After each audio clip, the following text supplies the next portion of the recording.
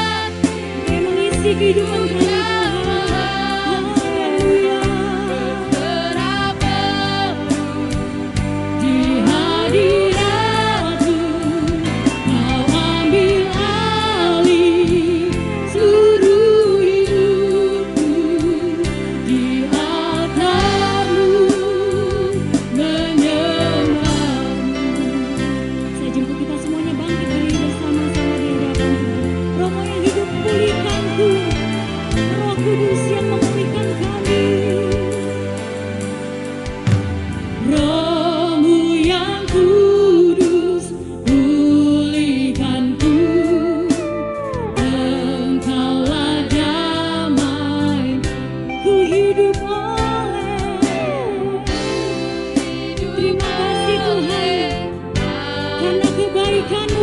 hidup yang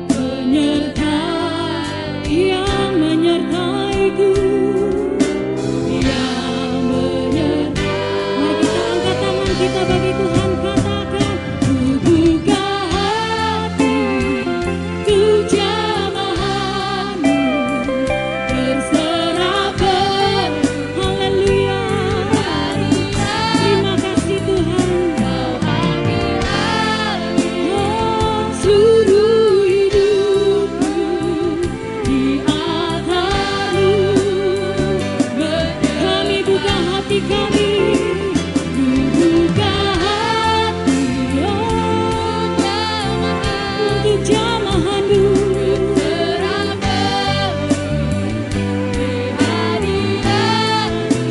Ambil alih, haleluya. Ku di atasmu, di atasmu Tuhan, menyembahmu di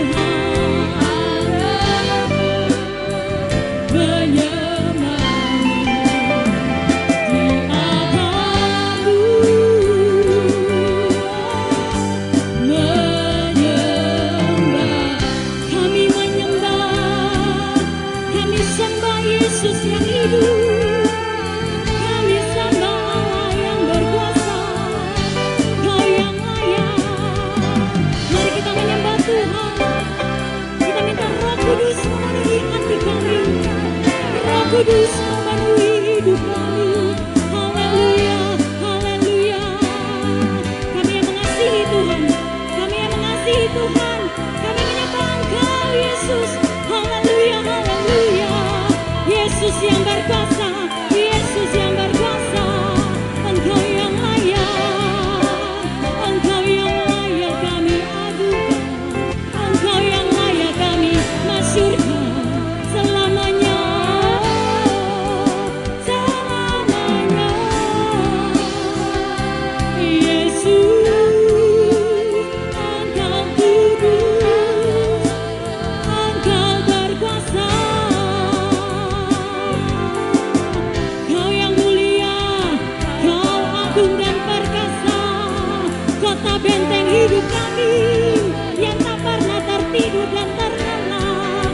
Yesus yang berkuasa, karena perlindungan-Mu, karena darah-Mu, Engkau mengurapi kami, Engkau melindungi kami Tuhan. Terima kasih Yesus, haleluya.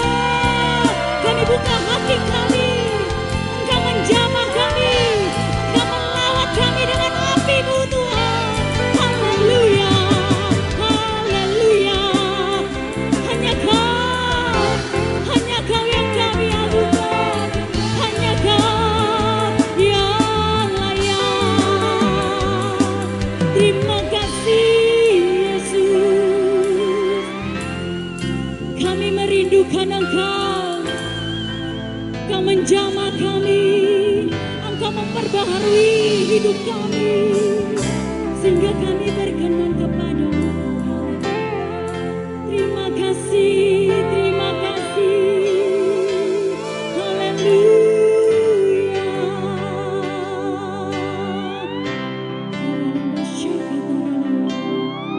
Haleluya Yesus. Rindukan Kau hadir di sini saat ini Tuhan.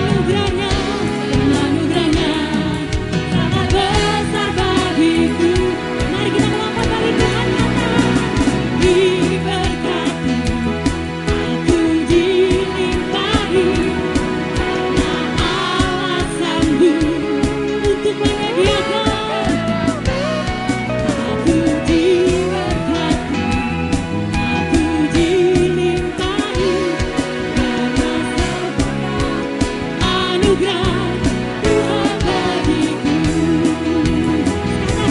Kamu diberkati. Mari saling bagi berkat. Kiri kanan depan belakang.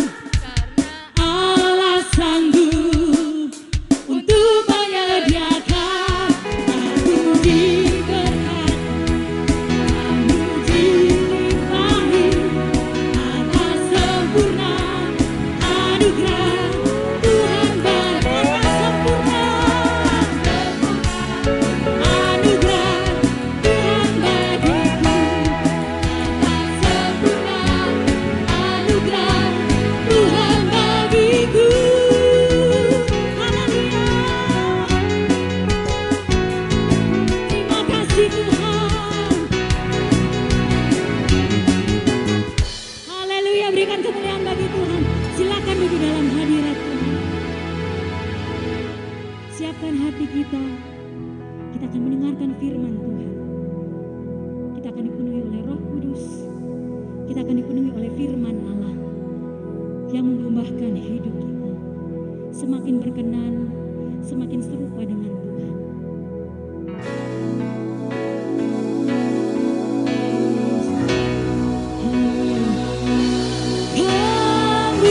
Kemuliaan hanya bagi Tuhan. Segala hormat pujian hanya bagi Tuhan. Kuasa dan kemuliaan hanyalah bagi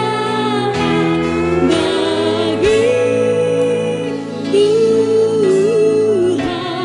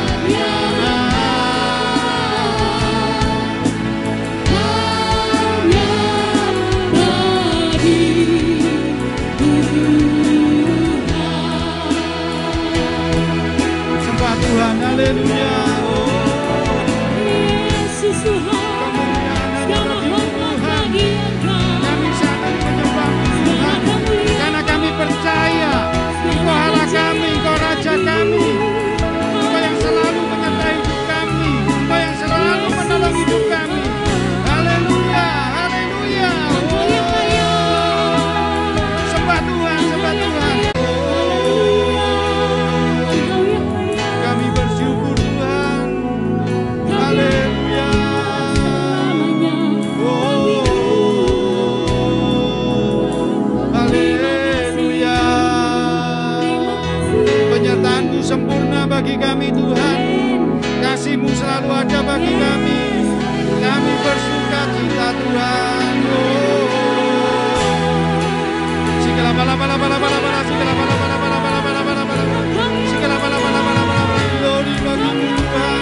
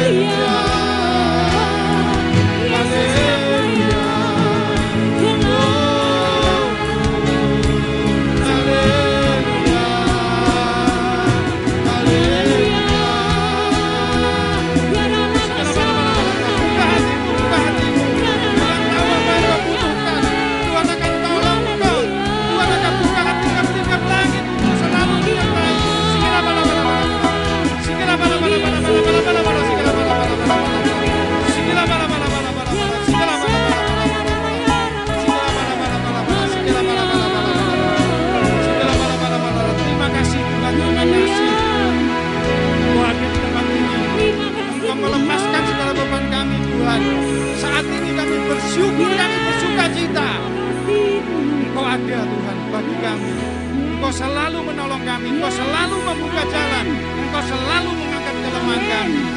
Terima kasih Tuhan. Kami mengucap syukur pagi hari ini firman-Mu datang kepada kami Tuhan. Kami percaya firman-Mu ada jalan keluar bagi kami. Firman-Mu mengajar kami, membentuk kami lebih baik lagi Tuhan. Terima kasih, kuduskan, layakkan kami untuk menerima berkat firman-Mu Tuhan. Kuduskan hamba-Mu yang akan menyampaikan firman. Terima kasih, kami sambut firman-Mu di dalam nama Bapa, Putra dan Roh Kudus yang percaya akan menerima berkat firman Tuhan. Katakan amin. Silakan duduk. Shalom Bapak Ibu, anak-anak semua yang hadir di tempat ini. Dari tim Kunci Daud ini ya, semua hadir di sini, puji Tuhan. Ya, kalau kita lihat gambar yang di atas, Tuhan Yesus mengajar di Bait Allah. Kita coba kembali pada saat-saat di mana Tuhan Yesus setelah Tuhan Yesus dari pencobaan di padang gurun, Tuhan Yesus mulai mengajar tentang kerajaan Allah. Saya ngambil satu gambar, Tuhan Yesus mengajar di Bait Allah. Mengajar di Bait Allah, apa yang diajarkan Tuhan Yesus tentang kerajaan Allah. Kerajaan Allah bicara apa? Pemerintahan Allah. Dan Tuhan ajarkan supaya kita hidup, kita percaya kita dipimpin oleh Allah kita sebagai Raja. Katakan amin. Dan kita tunduk taat akan semua tata aturan dari kerajaan Allah, yaitu firman Tuhan. Dan Tuhan ajarkan itu. Tuhan ajarkan itu, bahkan firman Tuhan katakan begini, Matius 4:23. Yesus pun berkeliling di seluruh Galilea, ia mengajar dalam rumah-rumah ibadat dan memberitakan Injil kerajaan Allah, serta melenyapkan segala penyakit dan kelemahan di antara bangsa itu. Jadi Tuhan Yesus tidak cuma mengajar tentang kerajaan Allah, tapi Tuhan Yesus menunjukkan bahwa kerajaan Allah itu bicara kuasa. Melepaskan segala sakit penyakit, melepaskan segala kelemahan kita, dan membebaskan kita dari segala yang menekan kita. Itu bicara tentang kerajaan Allah. Dan mujizat-mujizat itu terjadi. Para murid, para rasul melihat semua, bahkan mereka mengalami. Kalau kita melihat para rasul juga melihat, mengalami, dikasih makan sama Tuhan Yesus. Para rasul mengalami ditolong pada saat diombang-ambingkan oleh angin sakal. Mereka mengalami di situ. Tapi apa yang terjadi Bapak Ibu? Nah, pada saat Tuhan Yesus mati di kayu salib, terjadi perubahan yang luar biasa pada para muridnya. Apa yang terjadi? Mereka ketakutan, mereka hilang apa yang diajarkan Tuhan Yesus tentang kerajaan Allah. Padahal Tuhan Yesus berkali-kali katakan dia akan mati, menebus dosa manusia di atas kayu salib, 3 hari kemudian bangkit. Nah, ini Tuhan sudah katakan, tapi pada saat Tuhan Yesus disalib, apa yang terjadi oleh para muridnya? Mereka lari semua. Karena apa? Mereka sulit untuk menerima kenyataan bahwa raja mereka itu mati di atas kayu salib. Bahkan Tuhan Yesus tahu akan apa yang terjadi kepada para muridnya pada saat dia akan mati di kayu salib. Kalau saya bacakan Matius 26 ayat 31, maka berkatalah Yesus kepada mereka, malam ini kamu semua akan tergoncang imanmu karena aku. Sebab ada tertulis, aku akan membunuh gembala, dan kawanan domba-domba itu akan tercerai-berai. Jadi pengenalan akan firman Tuhan, pengenalan akan kerajaan Allah, kalau mereka cuma melihat, cuma mengenal, tanpa mau diterima dalam hatinya, akan terjadi seperti para murid dan rasul. Pada saat Tuhan Yesus mati di atas kayu salib pun, begitu sudah mati, apa yang terjadi dengan para murid dan rasulnya? Bubar semua. Yang menurunkan jenazahnya Tuhan Yesus apa? Yusuf dari Arimatea. Ya, seorang pengusaha pada saat itu dia minta kepada Pilatus bahwa jenazah Yesus diturunkan untuk dimakamkan. Ya, Bapak Ibu perhatikan. Dan siapa yang pada saat itu ngurusi jenazahnya Tuhan Yesus? Para wanita. Pria-prianya kemana? Kalau kita bilang Petrus yang berangasan, yang luar biasa, aku ngomong, aku tidak akan mengkhianati Tuhan. Udah mengkhianati sebelum Tuhan Yesus mati di kayu salib. Nah, kita bisa lihat di situ, pengenalan akan firman Tuhan ini sangat dibutuhkan. Makanya setelah bangkit yang dilakukan Tuhan Yesus apa? Kalau dari gambar ini kita semua udah tahu lah.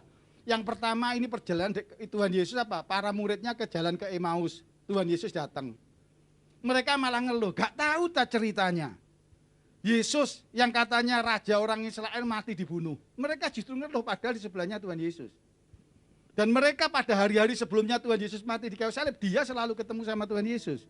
mengikuti Tuhan Yesus kemanapun untuk menerima pengajaran tentang firman Tuhan. Tapi pada saat mereka jalan bareng sama Tuhan Yesus, mereka nggak kenal. Karena apa? Karena situasi keadaan yang menekan mereka. Mereka nggak kenal. Bahkan Tuhan Yesus pada saat hidup selama sebelum naik ke surga, Tuhan Yesus selalu menekankan ketemu para muridnya untuk menjelaskan kembali tentang kerajaan Allah seperti gambar yang di bawah. Gambar yang di bawah ini bicara apa? Bicara pada saat Tuhan Yesus di bait Allah. Ya, saya lihat sini. Kita baca ayat Markus 16-14 saya bacakan. Akhirnya ia menampakkan diri kepada ke-11 orang itu ketika mereka sedang makan. Para muridnya makan, mereka sudah dengar kalau Tuhan Yesus bangkit. Dan ia mencela ketidakpercayaan dan kedegilan hati mereka. Oleh karena mereka tidak percaya kepada orang-orang yang telah melihat dia sesudah kebangkitannya. Bapak Ibu dan anak-anak sekalian perhatikan di sini. Kenapa Tuhan Yesus mencela? Apa yang dicela Tuhan Yesus? Ketidakpercayaan mereka. Mereka tidak percaya, imannya kurang kuat. Karena goncangan, karena situasi iman mereka jatuh. Dan kedegilan hati mereka. Kedegilan itu bicara kepala batu, keras kepala, angel diomongi, susah dinasehati. Itu kedegilan hati. Jadi pada saat mengikuti Tuhan Yesus mengajar sampai Tuhan Yesus melakukan mujizat. Tapi mereka tetap degil hatinya. Jadi masuk ke telinga kanan, keluar telinga kiri, mungkin seperti itu. Tidak pernah dimengerti, masuk ke dalam hatinya apa yang dikatakan tentang kerajaan Allah. Dan selama Tuhan Yesus mau naik ke surga, itu yang Tuhan tekankan kepada mereka. Bapak Ibu semua anak-anak yang dikasih Tuhan, yang ada di tempat ini dan di rumah, perlu saya sampaikan. Ini pada saat ada Tuhan Yesus, mereka masih seperti itu. Dan Tuhan Yesus tahu waktunya dia akan naik ke surga. Tuhan beri roh penolong kepada kita, Roh Kudus, untuk menolong kita saat sekarang ini. Tuhan Yesus tidak ada bersama kita, tapi roh Allah ada bersama dengan kita. Katakan, amin. Ya. Apa firman Tuhan yang Tuhan berikan kepada kita pagi hari ini? Tuhan berikan kepada kita ini. Matius 6 ayat 31-32. Sebab itu janganlah kamu khawatir dan berkata, apakah yang kami makan? Apakah yang akan kami minum? Apakah yang akan kami pakai? Ayat 1 ini, ayat 31 ini seperti pada saat murid Tuhan Yesus, saat Tuhan Yesus mati di kayu salib. Raja yang luar biasa, raja yang kita harapkan untuk membebaskan kita mati. Mereka takut, mereka khawatir. Begitu juga saat ini kehidupan kita. Kita pun banyak khawatir. Apa yang akan kami makan? Apa yang akan kami minum? Apa yang akan kami pakai? Bicara makan, minum, pakai bukan cuma bicara masalah kebutuhan hidup kita aja. Tapi segala apapun yang ada dalam kita, yang kita butuhkan, Tuhan sediakan. Itu yang membuat orang kalau tidak percaya tentang kerajaan Allah, tidak percaya kepada Tuhan, maka mereka akan khawatir. Ya, ayat 32 saya bacakan. Semua itu dicari bangsa-bangsa yang tidak mengenal Allah. Akan tetapi Bapamu yang di surga tahu bahwa kamu memerlukan semuanya itu. Setiap orang pasti butuh yang ayat 31 dan itu dikatakan Tuhan. Kalau bicara khawatir terus Tuhan katakan semua itu dicari bangsa-bangsa yang tidak mengenal Allah. Padahal Allah kita Allah yang selalu menyediakan. Kalau kita yang hadir di tempat ini, kita percaya bahwa kita anak-anak Allah, jangan khawatirmu menjadi yang utama. Tapi percayalah kepada Allah yang utama. Katakan, amin. Karena ayat 33, ini Tuhan katakan, tetapi carilah dahulu kerajaan Allah dan kebenarannya, maka semuanya itu akan ditambahkan kepadamu. Ini Tuhan katakan, carilah dahulu kerajaan Allah dan kebenarannya, maka semuanya itu akan ditambahkan kepadamu. Berarti apa? Kalau kita cari dulu kerajaan Allah dan kebenarannya, kekhawatiran kita yang di ayat 31, Tuhan pasti sediakan. Dan membuat kita tidak khawatir. Katakan, amin. Ya. Tapi dari ayat 33 ini ada 3 hal yang perlu kita perhatikan. Tapi cara dahulu kerajaan Allah dan kebenarannya, itu berarti apa yang dikehendaki oleh Allah. Allah menghendaki kita mencari dahulu kerajaan Allah dan kebenarannya. Bukan mencari dahulu khawatir kita. Begitu khawatir tentang apapun juga baru kita doa.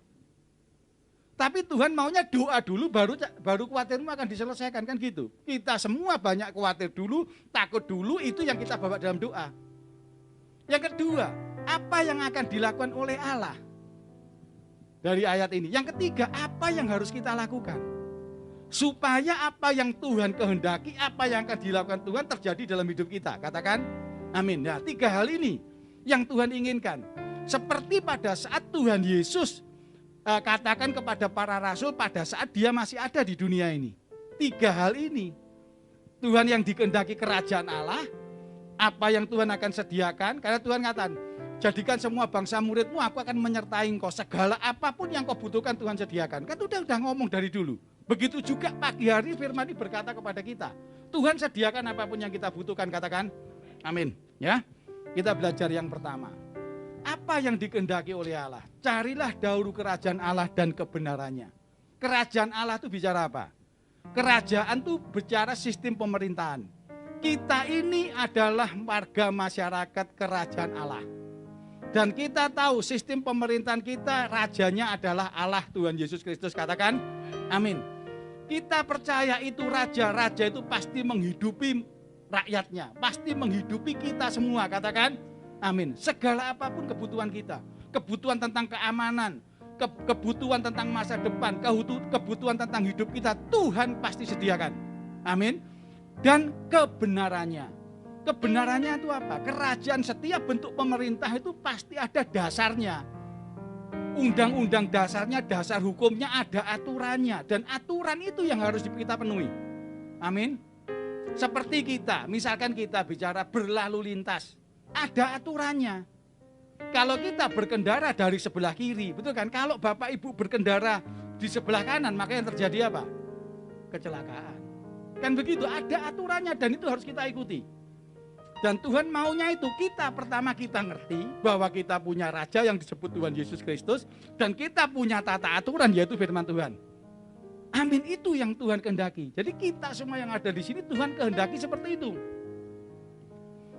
Yang kedua, apa yang akan dilakukan oleh Allah? Semua akan ditambahkan. Berarti apa? Janji Allah. Kisah 13 ayat 34. Allah telah membangkitkan dia dari antara orang mati dan ia tidak akan diserahkan kembali kepada kebinasaan. Hal itu dinyatakan oleh Tuhan dalam firman ini. Aku akan menggenapi kepadamu janji-janji yang kudus yang dapat dipercayai yang telah kuberikan kepada Daud. Katakan amin. Tuhan akan memberikan janji-janjinya kepada kita. Kalau kita melakukan apa yang dikehendaki Tuhan, kita percaya bahwa Tuhan Yesus adalah pemimpin kita, raja kita, dan kita taat setia melakukan firman Tuhan, maka janji Tuhan akan menyertai kita. Amin. Gak perlu khawatir, Bapak Ibu. Khawatir makan, minum, ya, apa yang kita pakai. Ada satu sehari yang tidak tertulis apa? Kalau hidup kita tidak dalam kebenaran, kekayaan apapun juga yang kita punya, pakaian apapun juga yang kita punya, mungkin makanan segudang tidak akan bisa menolong kita untuk datang ke surga, masuk ke surga. Ini yang Tuhan mau, makanya bicara kebenaran. Kalau kita benar, semua pun janji Tuhan akan dinyatakan dalam hidup kita. Amin. Yang ketiga, apa yang harus kita lakukan? Hidup dalam kerajaan Allah dan kebenarannya. 2 Timotius 3, 16, 17. Segala tulisan yang diilhamkan oleh Allah memang bermanfaat untuk mengajar, untuk menyatakan kesalahan, untuk memperbaiki kelakuan, dan untuk mendidik orang dalam kebenaran. Dengan demikian tiap-tiap manusia kepunyaan Allah diperlengkapi untuk setiap perbuatan baik. Amin, Bapak Ibu. Ya, anak-anak semua, perbuatan baik. Ini ada, setiap perbuatan baik. Segala tulisan yang direkam oleh Allah adalah firman Tuhan. Itu bermanfaat untuk mengajar kita, untuk menyatakan kesalahan kita, untuk memperbaiki kelakuan kita, dan untuk mendidik orang dalam kebenaran. Ayat 16 bicara apa? Karakter. Karakter kita dibentuk oleh Roh Kudus. Tema bulan ini, karakter kita dibentuk oleh Roh Kudus. Dari karakter timbullah perbuatan. Karakter itu perbuatan itu cermin daripada karakter kita. Kalau karakter kita jelek, perbuatan kita pasti jelek. Ya, kalau perbuatan kita baik tapi karakter kita jelek, itu dibuat-buat dan pada waktunya akan kelihatan. pada saat mengalami tekanan, karakter aslinya akan keluar. Dengan demikian tiap-tiap manusia kepunyaan Allah diperlengkapi untuk setiap perbuatan baik. Kenapa Tuhan katakan ayat 16 karakter, ayat ke-17 baru perbuatan baik? Saya mau ngasih ilustrasi aja perbuatan baik dan perbuatan jahat. Perbuatan baik itu seperti orang minum kopi. Saya tadi pagi dibuatkan minum kopi Pak Yanto. Karena saya tidak ketok Pak Se. Biasanya kalau ketok Pak Se yang buatkan saya minum. Perbuatan baik itu seperti minum kopi. Pada saat ditaruh di meja saya minum, enak pol. Perbuatan baik itu enak dinikmati. Kalau kopinya habis, rasa kopi apa masih ada? Ada. Di mulut saya masih terasa kopi. Tapi dengan tenggang waktu, hilang rasa kopinya. Kita melakukan perbuatan baik kepada orang lain. Saat itu orang itu bersuka cita, senang alami perbuatan baik. Dengan kurun waktu perbuatan baik kita hilang. Betul kan? Perbuatan baik udah hilang gitu aja. Perbuatan jelek, ilustrasi perbuatan jelek itu apa? Perbuatan jelek itu seperti tembok dipaku. Tembok dipaku, pakunya nancep. Betul kan? Pada saat kita berbuat jahat kepada orang, seperti kita nancapkan paku di tembok, terus kita datang, waduh sorry, misalkan saya berbuat salah kepada Pak Sugeng. Sorry Pak Sugeng, saya minta maaf segala macam. Berarti pakunya itu kan tak ambil, tapi bekas di situ. Pakunya bekas, enggak bakal hilang selama ini. Nah inilah yang Tuhan mau bicara kebenaran itu seperti ini. Karakter kita itu dibentuk seperti ini pada saat kita berbuat baik. Terus perbuatan baik yang kita lakukan dengan berjalannya kurun waktu, orang yang kita lakukan perbuatan baik itu melupakan kita, bisa enggak kita terima? Apa kita masih ingat, orang ini dulu saya tolong loh. Sekarang berlagak enggak kenal, berlagak enggak punya terima kasih. Berapa banyak kita dibuat enggak senang hati karena itu. Tapi kalau kita memiliki kebenaran karakter Kristus, enggak ada omongan gitu. Karena perbuatan baik itu wajib, katakan wajib. Jadi kita wajib berbuat baik. Kalau wajib berbuat baik, ada enggak upahnya? Enggak ada. Lah enggak dilakukan, dihukum malahan. Contohnya dulu kita waktu masih kecil, setiap Senin upacara bendera. Betul kan? Kita upacara, wajib upacara, hukumnya wajib.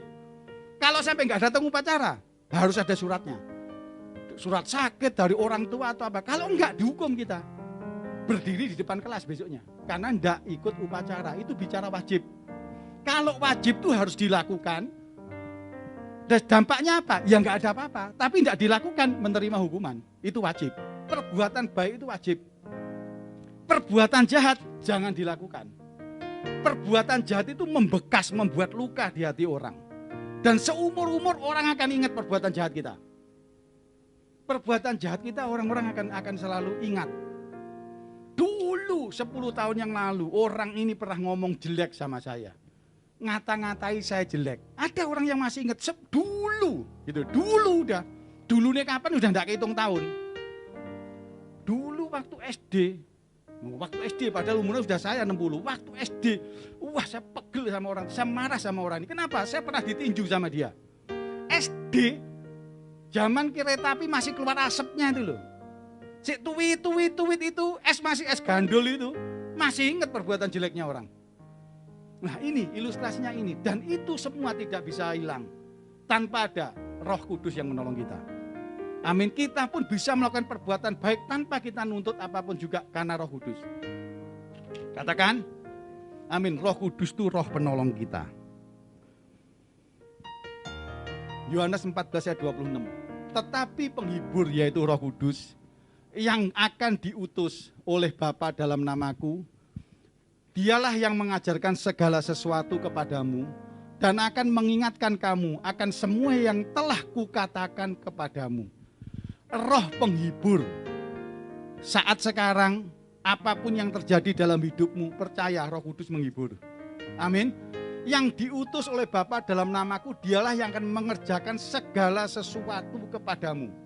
Roh Kudus akan melakukan segala sesuatu kepadamu. Katakan, amin. Yang khawatir tadi Tuhan akan tolong.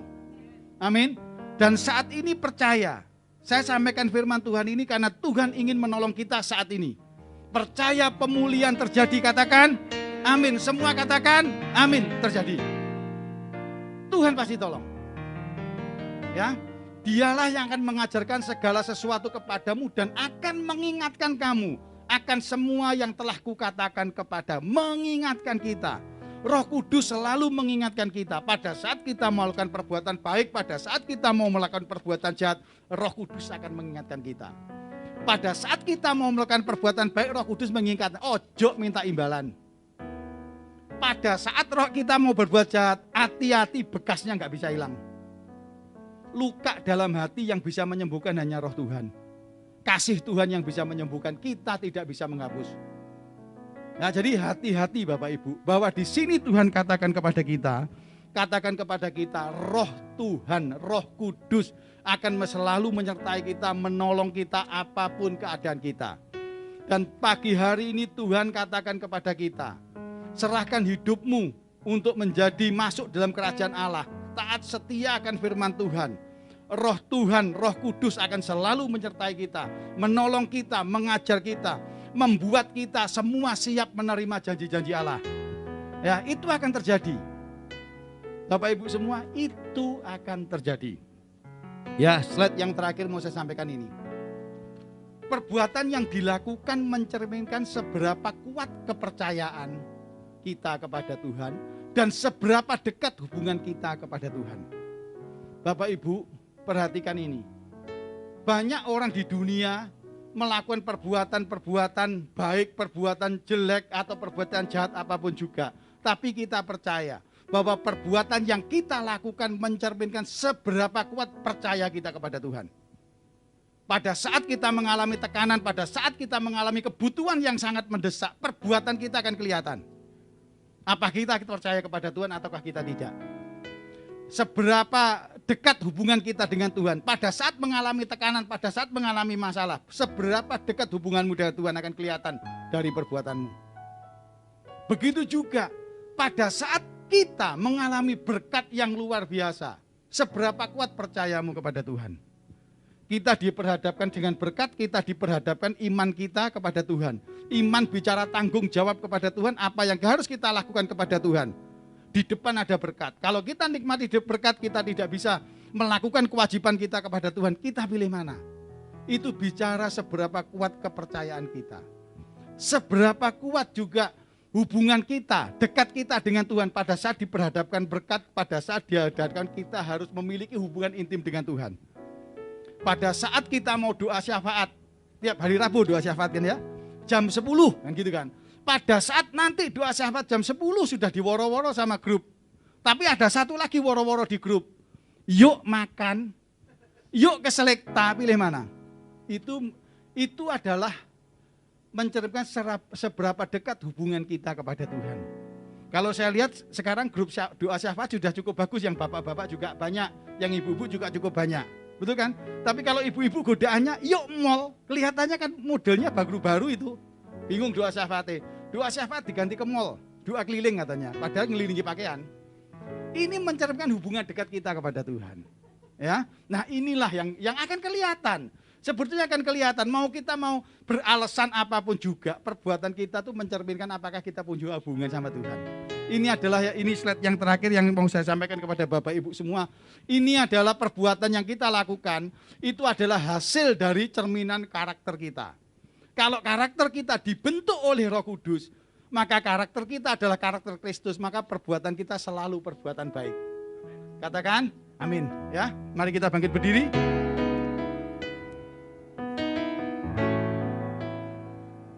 Mari kita pujikan pujian ini sepenuh hati. Sebelum kita masuk ke perjamuan kudus.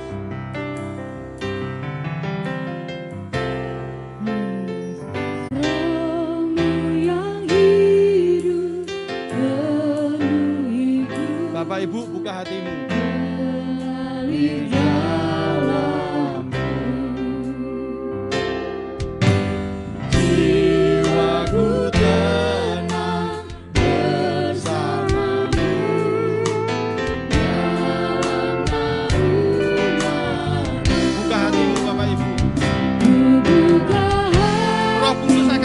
Dalam hidupmu, Roh Kudus akan bicara kepadamu.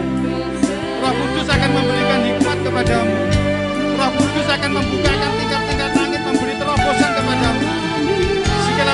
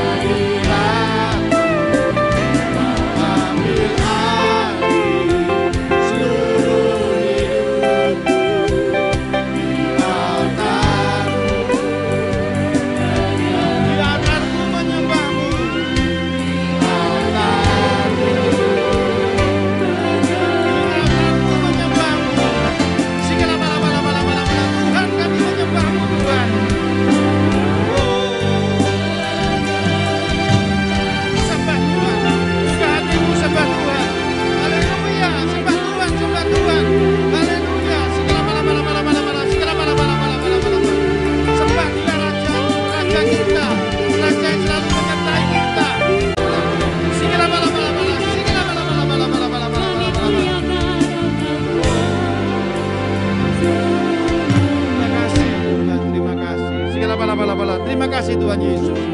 Terima kasih firman-Mu memberikan pandangan bagi kami. Kehendak-Mu Tuhan kepada kami untuk kami hidup dalam kerajaan-Mu. Kami hidup menyembah-Mu karena Engkau adalah Raja Allah kami Tuhan. Dan Engkau menghendaki kami taat setia akan firman-Mu, melakukan firman-Mu Tuhan. Dan Engkau tahu Tuhan, kami penuh dengan kelemahan. Engkau memberikan roh penolong, Roh Kudus yang akan menolong kami. Memberi pengajaran kepada kami, memberi kekuatan bagi kami, menolong kami Tuhan. Memberikan penghiburan pada saat kami khawatir Tuhan. Haleluya, haleluya, haleluya. Terima kasih Tuhan, terima kasih. Sikila bala bala bala bala, sikila bala bala bala bala bala bala bala bala bala bala bala bala bala bala. Sikila bala bala bala bala, sikila bala bala bala bala bala bala bala. Terima kasih Tuhan, haleluya, haleluya.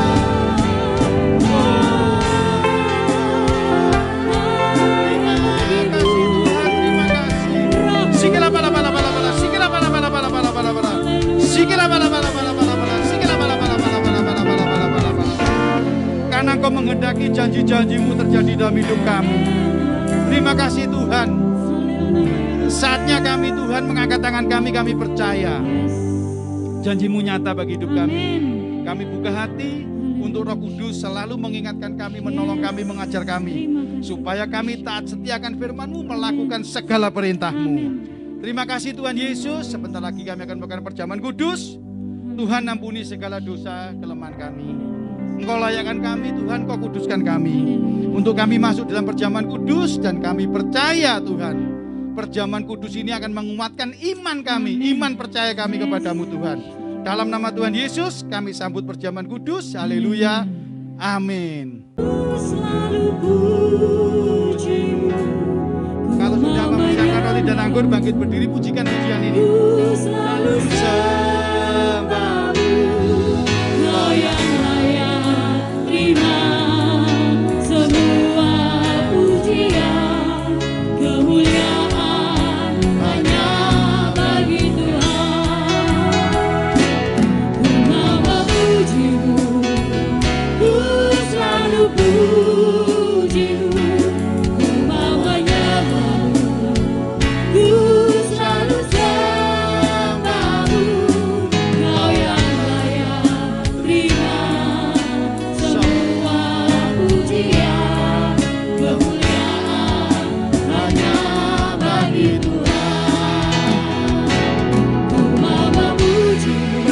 Kepada Tuhan, Tuhan aku akan memuji-Mu. Aku selalu puji-Mu Tuhan. Aku selalu menyembah-Mu Tuhan. Karena kami tahu Kau layak Tuhan untuk terima pujian, untuk terima pujian. Katakan kemuliaan aja bagi Tuhan.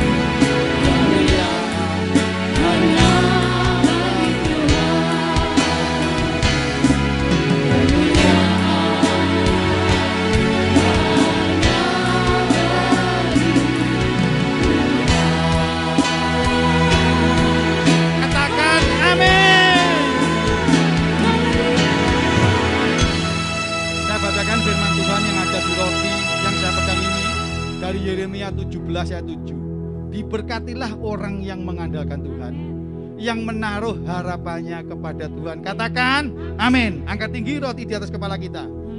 Ucapkan syukur kepada Tuhan. Buka hatimu. Sikila pala pala pala pala pala, sikila pala pala. Roti yang kita angkat tinggi di atas kepala kita adalah persekutuan dengan tubuh Yesus. Katakan amin. Saya bacakan firman Tuhan. Dan ketika mereka sedang makan, Yesus mengambil roti, mengucap berkat, memecah-mecahkannya, lalu memberikannya kepada murid-muridnya dan berkata, ambillah, makanlah, inilah tubuhku. Bukankah roti yang kita pecah-pecahkan ini adalah persekutuan dengan tubuh Yesus? Amin. Makanlah dalam nama Tuhan Yesus.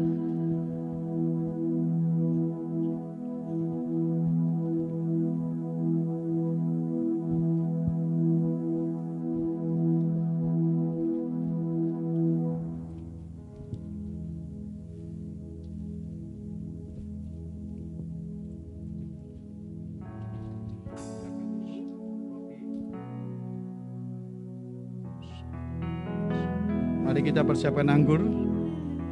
Mari kita angkat tinggi anggur di atas kepala kita.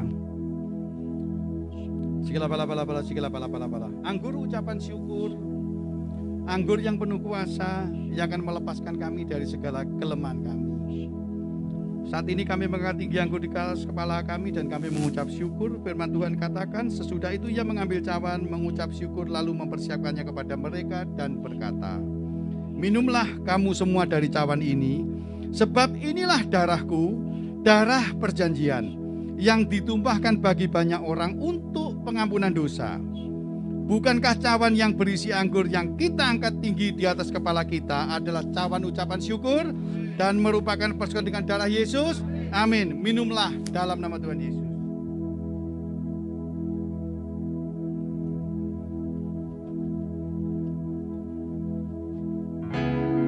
Mari setiap kita mengucap syukur. Haleluya. Terima kasih Tuhan. Terima kasih. Kami bersyukur. Haleluya. Terima kasih Tuhan. Kami ada saat ini Tuhan. Kami memiliki masa depan Tuhan hanya karena penebusan-Mu. Haleluya. Kami bersyukur Tuhan. Roh Kudus-Mu ada dalam hidup kami yang selalu membuka jalan bagi kami. Oh, haleluya. Oh, haleluya. Terima kasih Bapa. Terima kasih Tuhan. Haleluya.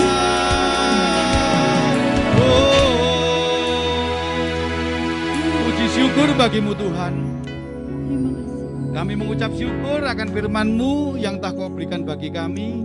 Dan kami mengucap syukur akan perjamuan kudus yang telah kami lakukan, mengingatkan kami kepada penebusan-Mu dan meneguhkan iman kami.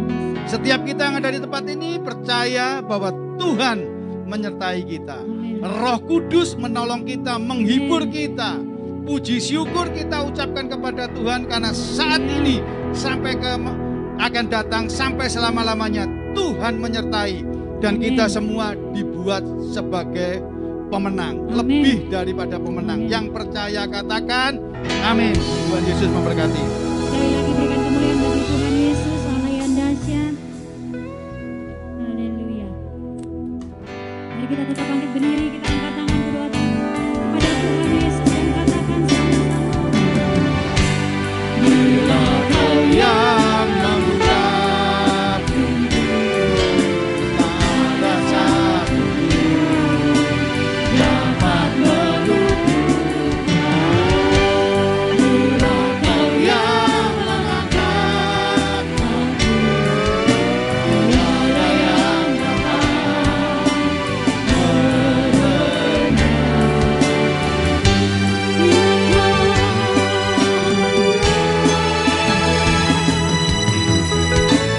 Bila Kau yang membuka pintu, tak ada satu pun dapat menutup. Bila Kau yang mengangkat aku, tiada yang dapat meredamkanku.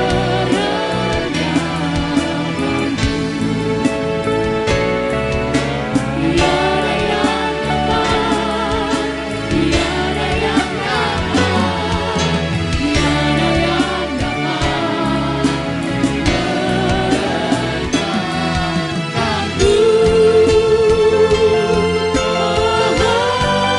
meredamkanku.